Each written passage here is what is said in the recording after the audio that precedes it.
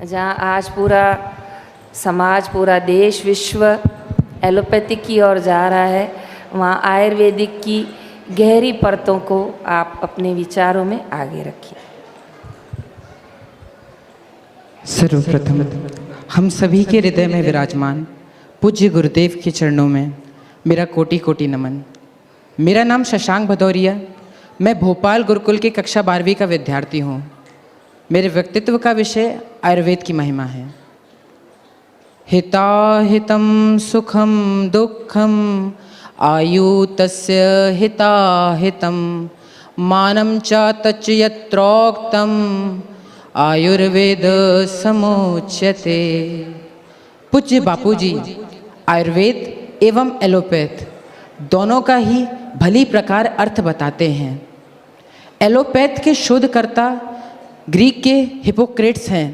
उसने अपने जैसे तैसे महिला पुरुष मित्रों के साथ सांसारिक भोगों विलासों में मांसाहार का आचरण करते हुए एक ऐसे औषध विज्ञान को जन्म दिया है जो सदा ही मनुष्य को पूर्ण स्वास्थ्य लाभ देने में असमर्थ ही रहा है।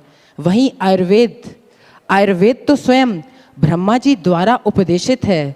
ब्रह्मा स्मर्तो आयुर्वेदा, ब्रह्मा जी के स्मरण से आयुर्वेद की उत्पत्ति हुई है।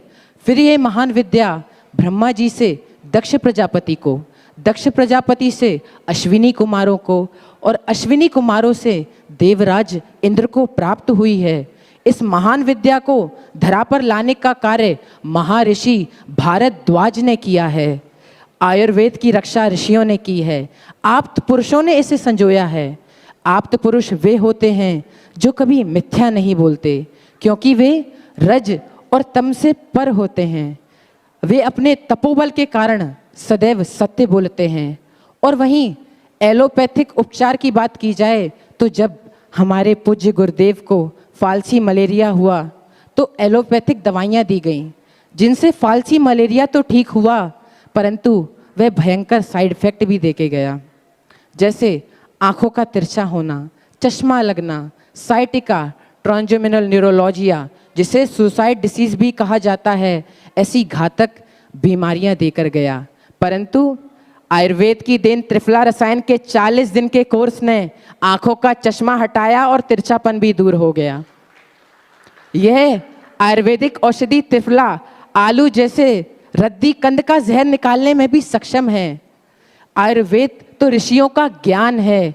आयुर्वेद का वर्णन देववाणी संस्कृत में है। यह इसकी महिमा बताने हेतु पर्याप्त है। पर इस आयुर्वेद के 2 उद्देश्य भी हैं। प्रथम स्वस्थ से स्वास्थ्य रक्षणम, स्वस्थ के स्वास्थ्य की रक्षा, और दूसरा रोगी को स्वस्थ करना। क्या आप जानते हैं स्वस्थ का अर्थ क्या है? स्वस्थ का अर्थ है स्व में स्थित होना, अपनी आत्मा में स्थित होना, आत्मदेव में स्थित होना। इसलिए ये आयुर्वेद केवल वात, पित्त और कफ के संतुलन पर नहीं, अपितु यम, नियम, आसन, प्राणायाम, प्रत्याहार, धारणा, ध्यान और समाधि, इन अष्टांग योगों और दर्शन शास्त्र पर भी पूरा जोर देता है। यह आयुर्वेद तो अनुयायी है अध्यात्म का। यह तो ब्रह्म मुहूर्त में जगना सिखाता है। असाध्य रोगों की चिकित्सा करना तो इसका दूसरा लक्ष्य है। यह तो रोगी होने ही नहीं देता। आधुनिक चिकित्सा पद्धति के उपयोग हेतु आपका रोगी होना आवश्यक है, परंतु आयुर्वेद में ऐसा नहीं है।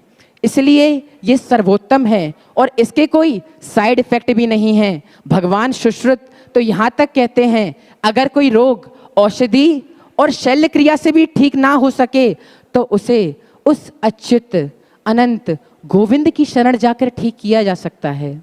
भगवान सुश्रुत मंत्र भी देते हैं। आइए हम साथ बोलेंगे।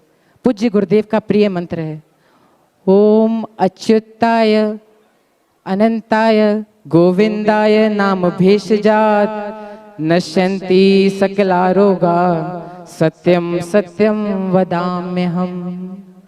पूज्य बापूजी बताते हैं कि जब महामहिमा जी अस्वस्थ हुई तो इसी महामंत्र की शक्ति से हमारी अम्मा जी फिर से स्वस्थ हुई और कई वर्षों तक स्वस्थ रहीं। अब इस आयुर्वेद की वर्णन करने जाऊं तो मेरी जीभा के शब्द छोटे पड़ जाएं, इसलिए मैं यहीं अपने शब्दों को विराम देता हूं। आप सभी को मेरा हरिओम, धन्यवाद। बहुत अच्छे, साधो साधो साधो। संत श्री आसाराम जी